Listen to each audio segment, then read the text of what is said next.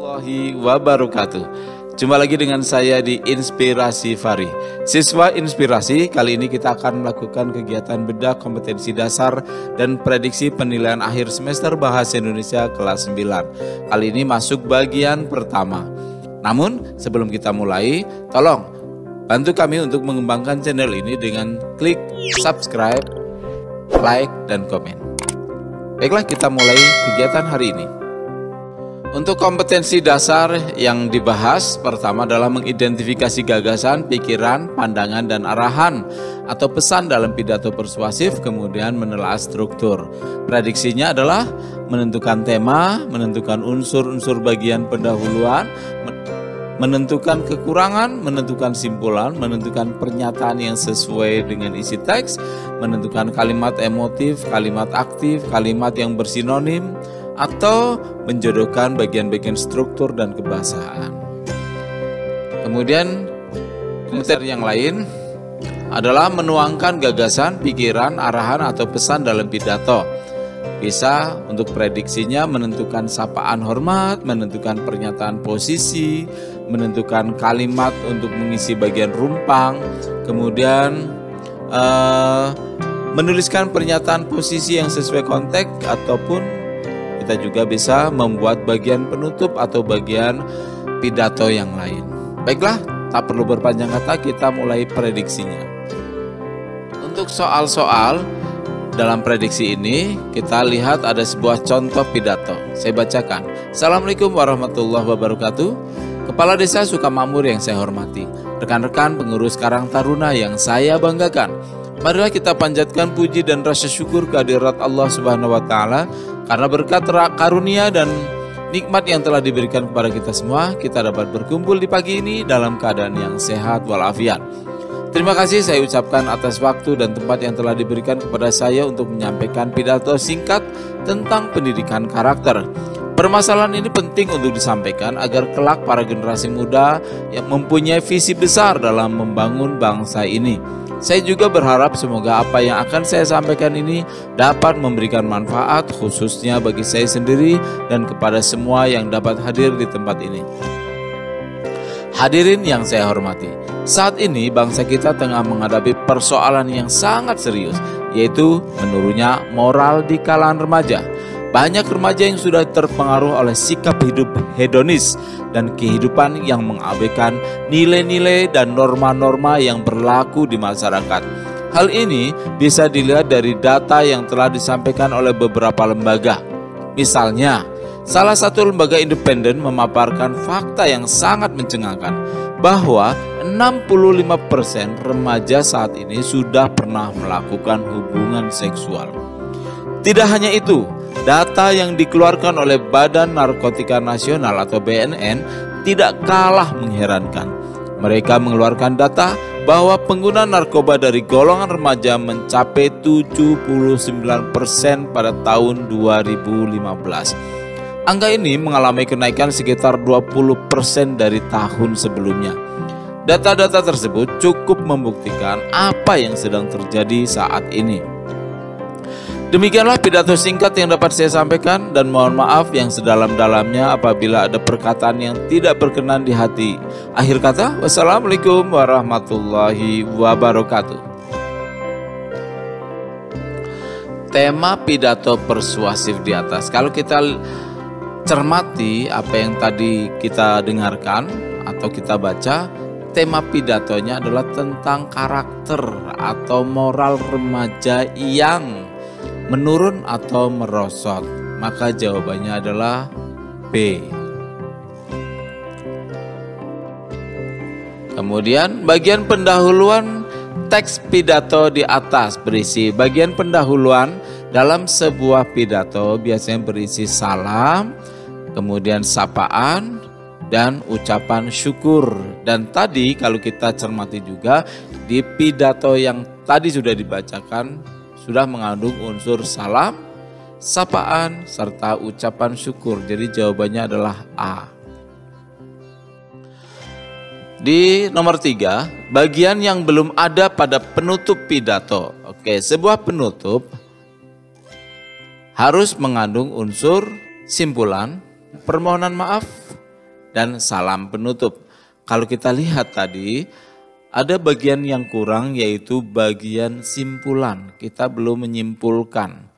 Jawabannya adalah A. Simpulan yang dapat diambil berdasarkan isi pidato di atas. Tadi yang kurang adalah simpulan. Kira-kira setelah kita menyampaikan tentang data-data atau argumen-argumen, yang pertama adalah argumen tentang remaja yang melakukan hubungan pranikah, kemudian data yang lain adalah tentang data dari BNN, Badan Narkotika Nasional, maka simpulannya adalah yang paling tepat. Pendidikan karakter sangat penting karena fenomena dekadensi moral remaja yang ditunjukkan dengan pergaulan bebas dan penggunaan narkoba semakin marak di kalangan remaja. Menurutnya karakter remaja menjadi satu keprihatinan yang perlu segera diatasi agar generasi muda dapat diselamatkan. Menurutnya moral remaja di Indonesia karena remaja tidak mendapatkan contoh yang baik dari para orang tua. Kemajuan teknologi informasi berpengaruh besar terhadap penurunan karakter remaja. Simpulan yang paling tepat adalah A, karena di bagian A ini sudah mengandung inti dari paragraf-paragraf sebelumnya, yaitu tentang isunya tentang pendidikan karakter, kemudian adanya dekadensi moral, kemudian penggunaan narkoba dan pergaulan bebas yang telah disampaikan sebelumnya. Sehingga jawabannya adalah A. Soal nomor 5 tentang pernyataan yang sesuai dengan isi pidato di atas. 1. Pendidikan karakter penting bagi generasi muda agar mereka memiliki visi besar dalam pembangunan bangsa. Ya, sesuai. Menurutnya moral remaja salah satunya ditunjukkan dengan gaya hidup hedonis dan mengabaikan nilai moral di masyarakat. Ini juga sesuai. Pada tahun 2015, pengguna narkoba dari kalangan remaja mencapai 79%. Ini juga sesuai. Nomor 4, remaja sebagai generasi penerus bangsa tidak akan sukses membangun bangsa ini jika tidak mendapatkan keteladanan. Di nomor 4 tidak tersampaikan dalam pidato tersebut. Jadi pernyataan yang sesuai terdapat pada kalimat 1, 2, dan 3. Jawabannya adalah A. Kemudian soal nomor 6. Kalimat emotif. Kalimat emotif adalah kalimat yang merupakan ekspresi terdalam dari sebuah perasaan. Kita baca satu-satu. Saat ini bangsa kita tengah menghadapi persoalan yang sangat serius, yaitu menurunnya moral di kalangan remaja. Di sini ada kalimat emotif, yaitu menyampaikan sangat serius, ya, sangat serius, kata-kata emotif. Jadi nomor 1 adalah kalimat emotif. Kemudian nomor 2, banyak remaja yang sudah terpengaruh oleh sikap hidup hedonis dan kehidupan yang mengabaikan nilai-nilai dan norma yang berlaku di masyarakat. Ini kalimat biasa. Hal ini bisa dilihat dari data yang telah disampaikan oleh beberapa lembaga. Ini juga kalimat biasa. Misalnya, salah satu lembaga independen yang memaparkan fakta yang mencengangkan bahwa 65% remaja saat ini sudah pernah melakukan hubungan seksual. Di sini ada kata emotif, yaitu mencengangkan. Sehingga kalimat nomor 4 termasuk kalimat emotif. Dengan demikian jawabannya adalah 1, yaitu di sangat serius, kemudian yang 4 di mencengangkan. Jawabannya adalah B. Soal nomor 7, kalimat aktif. Ya, kalimat aktif ditandai dengan subjeknya yang melakukan pekerjaan. Melakukan pekerjaan bisa karena predikatnya predikat yang menggunakan awalan me. Sementara kalau kalimat pasif adalah kalimat yang subjeknya dikenai pekerjaan.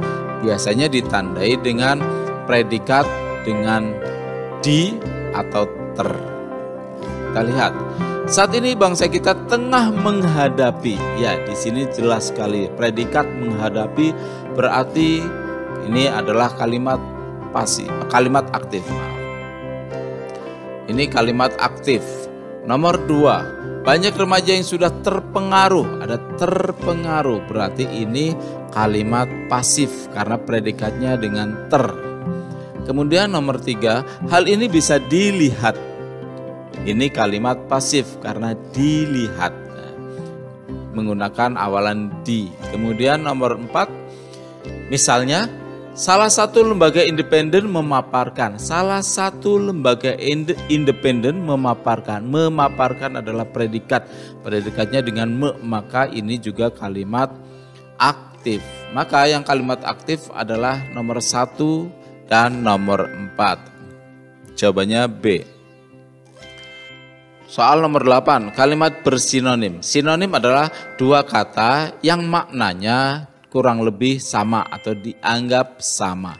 Kita lihat di nomor 1, penurunan moral dan karakter para remaja menjadi satu keprihatinan sendiri. Di sini ada dua kata yang hampir mirip, yaitu moral dan karakter atau sikap. Ya, karakter ini terkait dengan moral. Ini boleh dikategorikan sebagai kalimat yang bersinonim. Kemudian mereka cenderung abai terhadap kepedulian sosial di masyarakat tempat mereka tinggal. Ini juga ada yang mirip atau bersinonim, yaitu sosial, masyarakat. Sosial selalu berhubungan dengan kemasyarakatan. Kemudian di nomor 3, kehidupan individualis tampak terlihat saat mereka berada di satu tempat tetapi asyik dengan gawainya sendiri. Di sini juga ada tampak dan terlihat. Tampak ya sama saja dengan terlihat, sehingga kata ini dianggap bersinonim. Nomor 4, hal tersebut disebabkan tidak adanya kontrol dari orang tua terhadap penggunaan gawai yang bijak di kalangan remaja. Jadi yang benar adalah 1 yang bersinonim antara moral dan karakter, kedua sosial dan masyarakat, kemudian di kalimat ketiga tampak dan terlihat. Jawabannya adalah A. Nomor 9 tentang struktur pidato persuasif. Ya, bagian pidato persuasif terdiri dari pernyataan posisi yang isinya adalah isu atau tema yang disampaikan, kemudian posisi pembicara terhadap isu yang disampaikan. Kemudian rangkaian argumen berisi bukti-bukti, data-data untuk memperkuat bahwa isu yang kita sampaikan itu benar atau pendapat yang kita sampaikan itu benar, sehingga pendengar akan percaya terhadap pidato kita. Kemudian di penguatan posisi berarti menyampaikan kembali tentang posisi kita. Kita lihat, kedisiplinan perlu ditanamkan sejak dini dalam keluarga. Orang tua harus berusaha untuk mengajarkan disiplin kepada anak-anaknya. Dalam keluarga, pendidikan kedisiplinan dapat diartikan sebagai metode bimbingan orang tua agar anaknya mematuhi bimbingan tersebut dengan mematuhi kemauan orang tuanya. Kalau kita lihat, bagian ini tampak seperti rangkaian argumen karena ada pendapat kita tentang bagaimana kedisiplinan dan dengan orang tua. Pendidikan disiplin antara orang tua terhadap anak-anaknya. Kemudian di bagian 2, pada kesempatan ini saya ingin mengajak kita semua untuk berlaku disiplin. Apa itu disiplin? Disiplin adalah kondisi yang merupakan perwujudan sikap mental dan perilaku seseorang yang patuh dan taat terhadap ketentuan peraturan dan hukum yang berlaku dalam kehidupan. Jelas sekali ini adalah pernyataan posisi, yaitu pembicara menyampaikan isu yang ingin disampaikan, yaitu tentang disiplin, kemudian keberpihakannya terhadap kedisiplinan tersebut.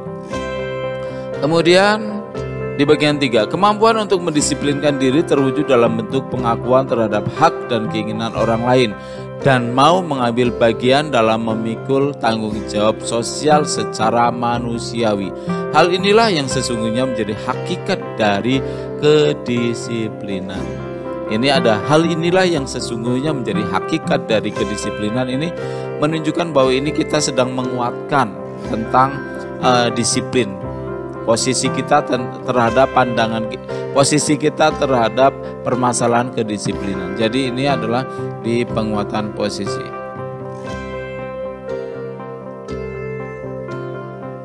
Ya, kita lanjutkan. Soal nomor 10. Data kata benda. Ya, kata benda ini terdiri dari beberapa hal. Berdasarkan proses pembentukannya, kata benda itu terdiri dari 2, yaitu kata benda asli dan kata benda turunan. Kata benda asli adalah kata benda yang dihasilkan dari bentuk kata secara asal, seperti meja, kursi, dan seterusnya. Itu secara asal memang sudah menunjukkan benda. Sedangkan kata benda turunan adalah kata benda yang dihasilkan dari proses afiksasi atau penambahan imbuhan. Imbuhan yang biasanya muncul dan membentuk kata benda adalah imbuhan an atau akhiran an, kemudian imbuhan ke an, imbuhan per an. Dari data ini maka kita lihat ada nomina aslinya, ada di sini, ada sampah, ada tempat, ada plastik, ada botol, ada bank, ada tangan. Kemudian nomina turunan ada yang menggunakan akhiran an, ada minuman, yang menggunakan konfig ke an, ada kebersihan, kerajinan. Kemudian yang menggunakan konfig pe an, ada pencemaran. Itulah beberapa kata benda yang ada dalam penggalan teks ini. Kemudian nomor 11, bagian yang kurang pada penutup. Penutup pidato berisi tentang simpulan, kemudian permohonan maaf, dan salam penutup. Kalau kita lihat, demikianlah pidato singkat tentang kedisiplinan yang bisa saya sampaikan pada kesempatan ini. Semoga kita selalu disiplin dalam segala hal, sehingga bisa menjadi manusia yang lebih baik bagi nusa dan bangsa.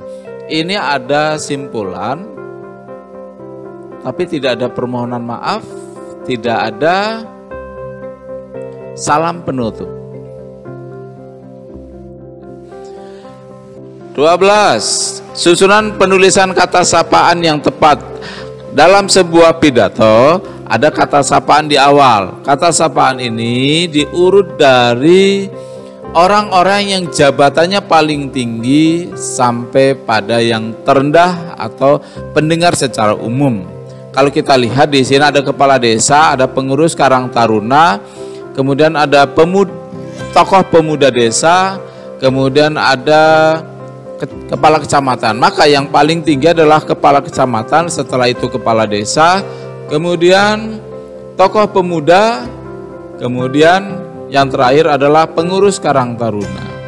Maka jawabannya adalah B. 4, 1, 3, 2. Di nomor Kepala SMP Negeri Talang yang saya hormati, Bapak dan Ibu guru serta karyawan SMP Negeri Talang yang saya hormati, dan teman-teman semua yang saya cintai.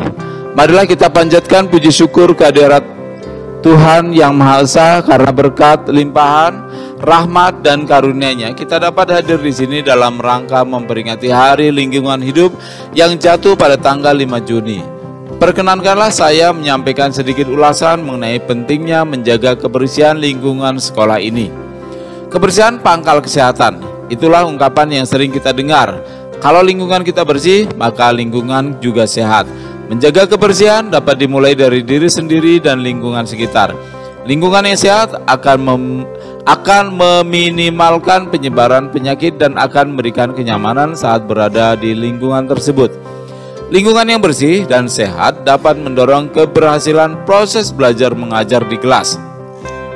Untuk itu, warga sekolah berkewajiban menjaga kebersihan lingkungan sekolah. Biasakan membuang sampah pada tempatnya dan tidak meninggalkan barang-barang di laci karena dapat menjadi sarang nyamuk. Marilah kita jaga kebersihan lingkungan agar lingkungan sehat dan nyaman untuk belajar hingga dapat meningkatkan prestasi kita. Bagian pernyataan posisi pada teks di atas terdapat pada paragraf. Pernyataan posisi tadi diberikan setelah dibuka, maka paragraf 1 yaitu A. Kemudian di nomor 14, bagian rumpang di atas, lingkungan yang bersih dan sehat dapat mendorong keberhasilan proses belajar mengajar di kelas. Titik-titik atau bagian rumpang. Untuk itu warga sekolah berkewajiban menjaga kebersihan lingkungan. Di sini berarti kita harus menghubungkan antara keberhasilan proses belajar mengajar dan warga sekolah. Maka jawaban yang paling tepat adalah siswa dan guru akan melaksanakan kegiatan pembelajaran secara efektif karena didukung oleh keadaan lingkungan yang nyaman. Kenapa siswa dan guru berhubungan dengan keberhasilan proses belajar mengajar? Kemudian warga sekolah juga terkait dengan siswa dan guru. Maka jawabannya adalah A. Nomor 15, penutup yang tepat. Seperti tadi dikatakan bahwa penutup harus ada simpulan, kemudian permohonan maaf, terus salam penutup. Maka simpulan yang tepat ini berbicara tentang lingkungan hidup. Salah satunya adalah, saya rasa cukup sekian pidato yang dapat saya sampaikan. Semoga kita semua dapat berperan aktif dalam menjaga kebersihan lingkungan. Terima kasih atas perhatian yang diberikan. Apabila ada salah kata ataupun hal-hal kurang berkenan, saya mohon maaf. Wassalamualaikum warahmatullahi wabarakatuh. Di sini ada simpulan sedikit tentang ajakan agar kita dapat berperan aktif dalam menjaga kebersihan lingkungan. Kemudian ada permohonan maafnya juga dan diakhiri dengan salam. Ya, demikian saja bedah kompetensi dasar dan prediksi penilaian akhir semester 1 Bahasa Indonesia kelas 9 di bagian 1. Untuk bagian kedua silakan ditunggu pada tayangan selanjutnya. Semoga sukses dan bisa dipahami semua. Assalamualaikum warahmatullahi wabarakatuh.